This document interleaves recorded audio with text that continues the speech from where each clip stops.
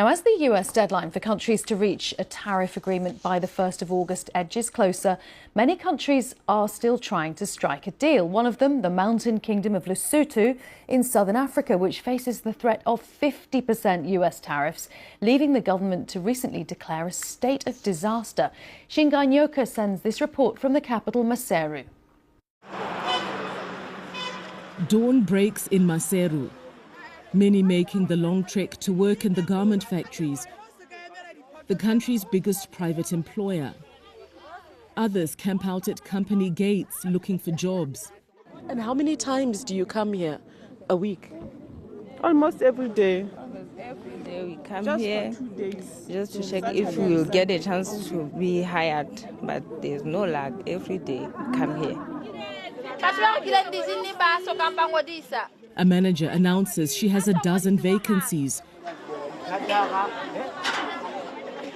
Only a lucky few were hired today. The US threw Lesotho a lifeline over 20 years ago. Its zero tariff policy for exports into the US helped create over 20,000 jobs. But President Trump's threat of stiff tariffs has led to a new crisis. So what would you say to Donald Trump? Yo, that one. Yo. He's giving us problems on top of our problems. In an economy where half of the young people have never worked, the prospects are now even more bleak. At their peak, the textile factories were formidable producers of high-end clothes for the US market. Over the last few months, some factories reliant on US business have now been mothballed. A woman sat at every one of these machines, and there are hundreds of them in this huge factory, one of the largest in Lesotho. But with the stroke of a pen in Washington, it's now empty, and 1,000 people are now out on the street.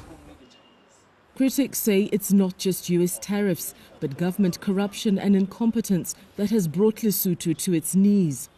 There's a serious state of hopelessness amongst the youth, because really there's nothing tangible that the government has done or said to address the problem.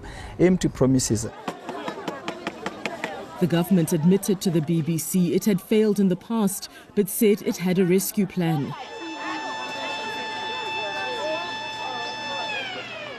Those with jobs are still worried.